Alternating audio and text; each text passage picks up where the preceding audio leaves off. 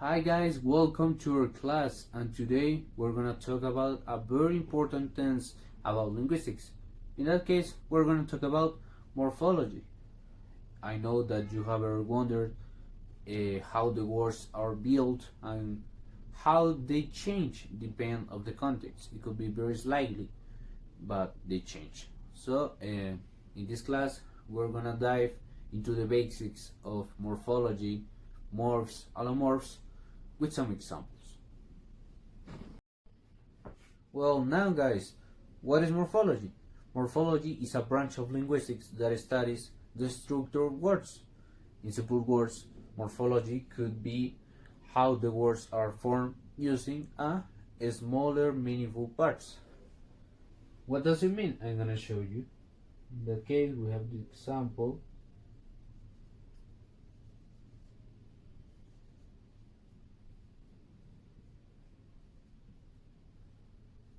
There is the word unhappiness, and with the word unhappiness we can find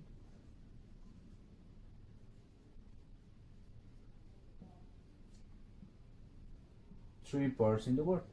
Then in that case is unhappy and ness, where every part has a meaning, but if we mix them we're gonna have only a one word. Then in that case is unhappiness and it has a meaning as well. So in that case, that's what morphology is all about.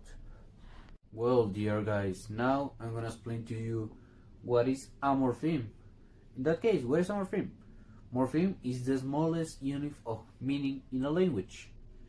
It can be a word by itself or just a part of a word. Okay? So we have the word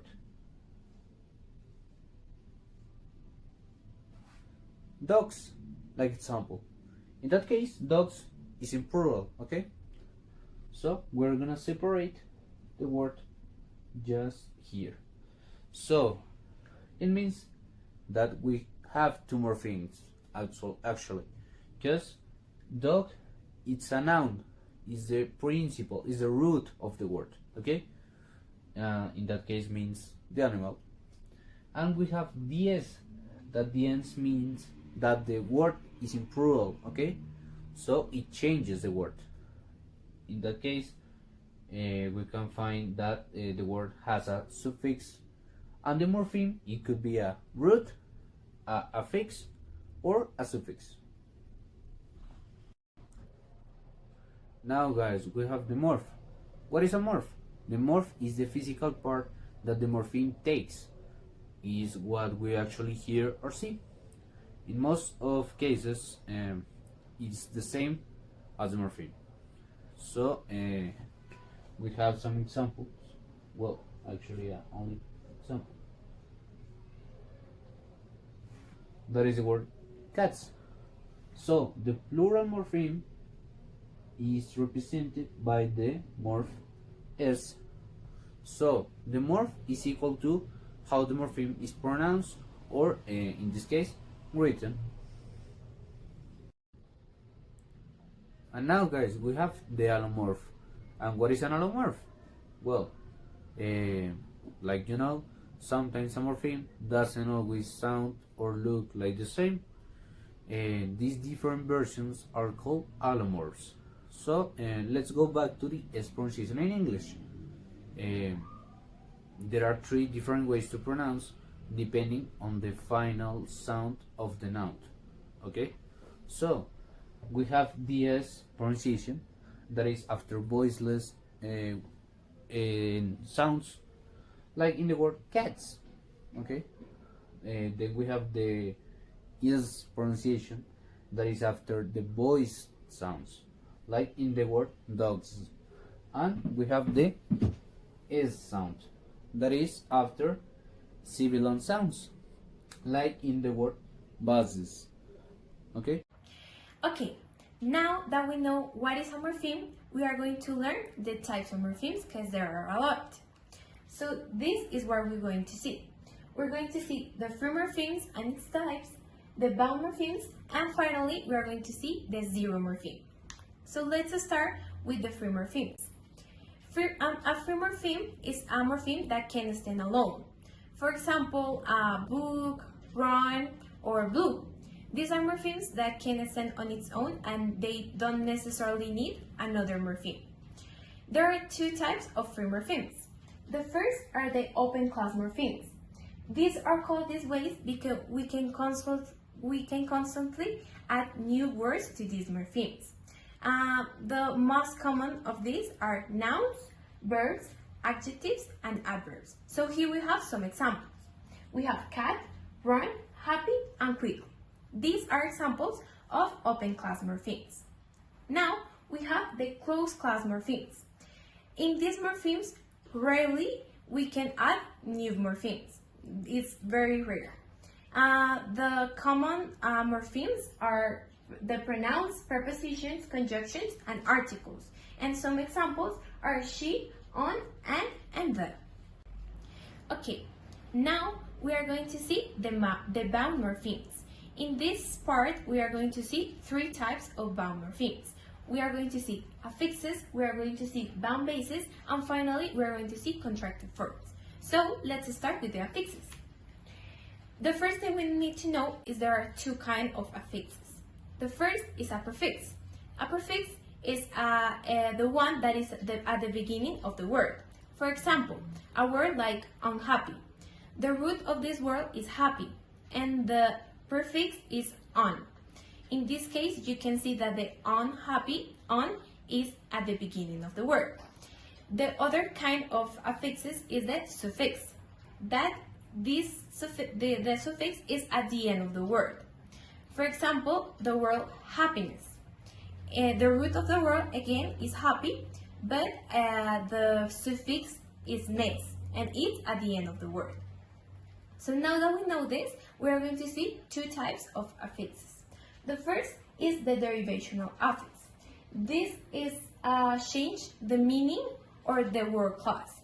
There are some examples. The first is happy. We add the prefix on, and the word is unhappy. In this case, the word changes its meaning. So now we have totally different meanings. So that's why it is a derivational affix. Now we have the word teach and we add the suffix er. So we have teacher. In this case, the word teacher changes and it's not a verb, now it's a noun. So as you can see, we changed the word class. That's why it is a derivational affix. We also have the inflectional affix, and its difference is that these give grammatical information but don't change the word class as the derivational affix. We also have some examples.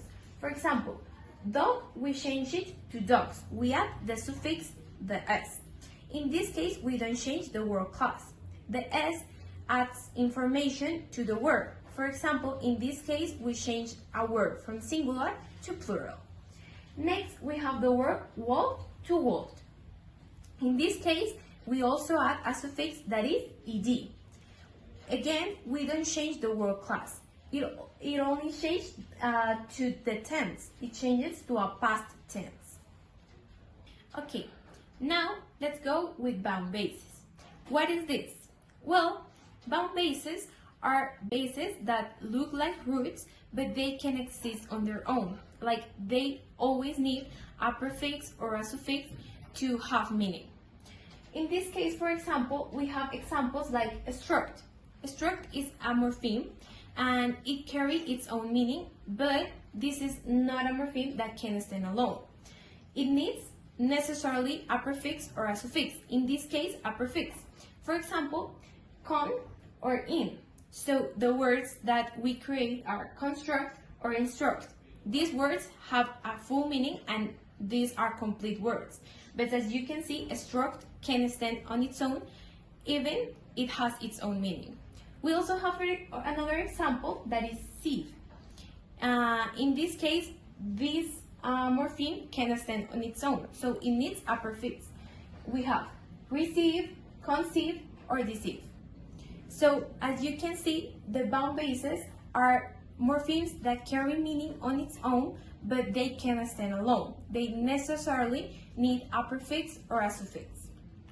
Now, let's see the contracted forms. The contracted forms are shortened version of multiple morphemes. We also have some examples here. We have the contraction that is a contraction for two words, I and am.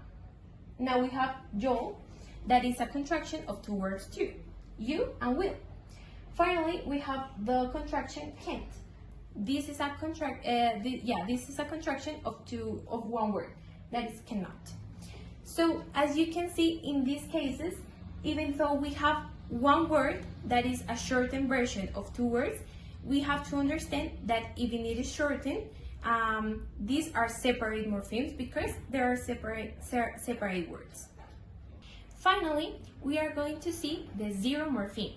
What is a zero morpheme? Well, this is a morpheme that is not pronounced or written, but still you can understand it. For example, we have the word sheep. Sheep is a singular word, but it's also the plural word. What does this mean? That the same word has two different meanings. And how we can know when we are talking about what? Well, it also depends on the context. It's very important, the context of the word. So in this case, we have a zero plural morpheme because it's not written or pronounced differently, but it has a different meaning. So that's what happened with zero morphemes. They're invisible, but it's there in the meaning. And that's all for the types of morphemes. Okay, now, there are two ways in which we can illustrate the internal structure of words, so that we can deeply understand how it is structured. The first one is this one, bracket notation. This is the written form of representation. As it says, it is written with brackets.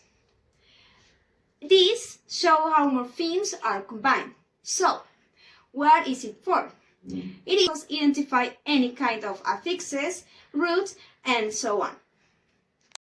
Now, first example, the word teacher. How can we understand this word with bracket notation? The first thing that we should do is find the root. In this case, we can see that here there is a verb, teach, and an affix, in this case a suffix, er. So, we first write the verb, and we need to identify it as a verb.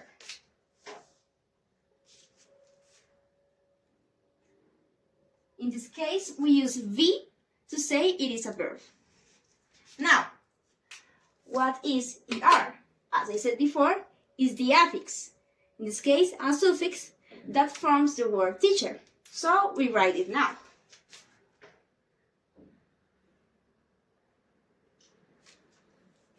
And as the same that we did with teach, we need to put it in brackets.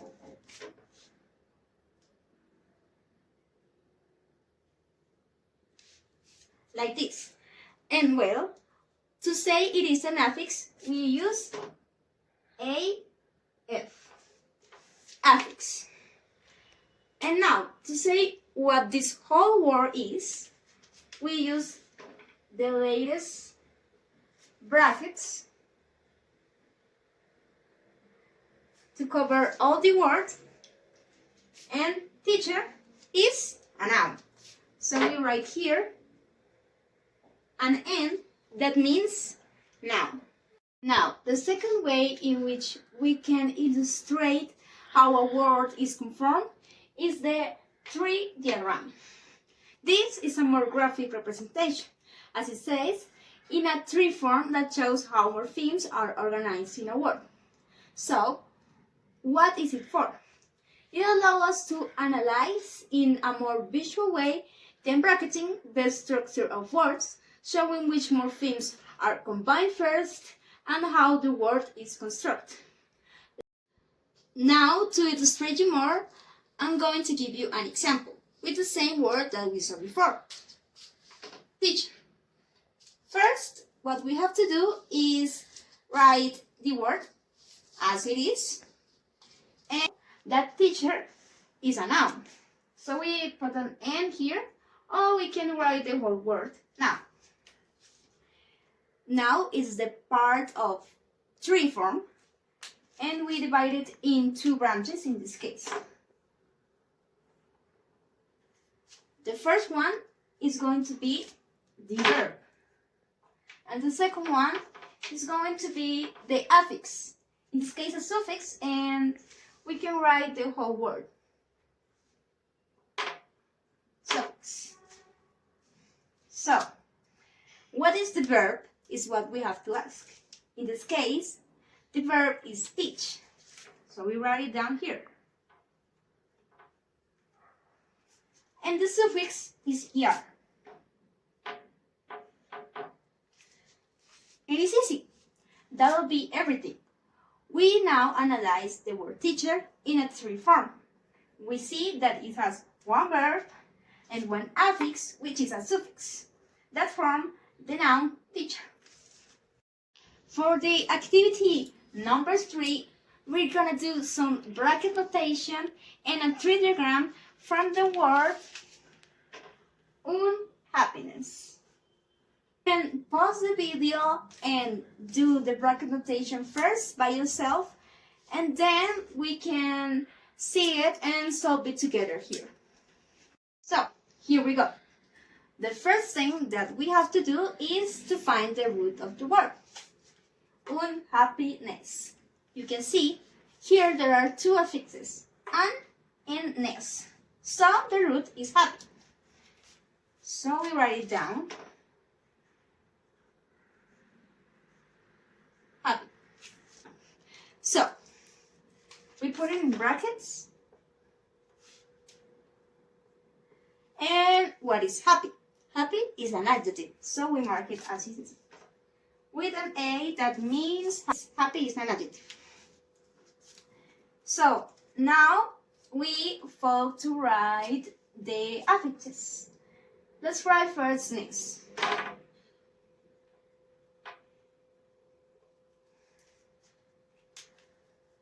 And we put it in brackets.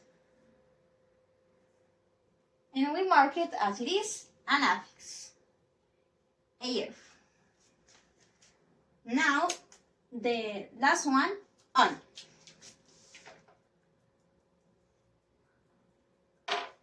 And, we put it into brackets. And it is an affix as well. So, AF, that means affix. And now, the whole word, unhappiness, is a noun. So we mark it with an N.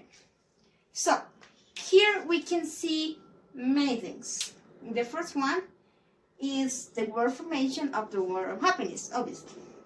But as well, you can see other word formation, like happiness or unhappy. Those are other words that come from happiness. And you can mark it here in bracket notation as well, just by making some other brackets here and here, well, showing that is inside of unhappiness, happiness. And what is happiness? Happiness is a noun, so we mark it here. And unhappy, here, and here. Unhappy is an adjective. So we put an A here. The second exercise of this activity. As I said before, you can pause the video and do it by yourself. In this case, a tree diagram of the same word, unhappiness. So, we can solve it together. What we have to do first is to write the word as it is. And what is unhappiness? Unhappiness is a noun. So we write it here. An N or the whole word. Now we start with the branches. Two branches here. Here one, here the other. Unhappy.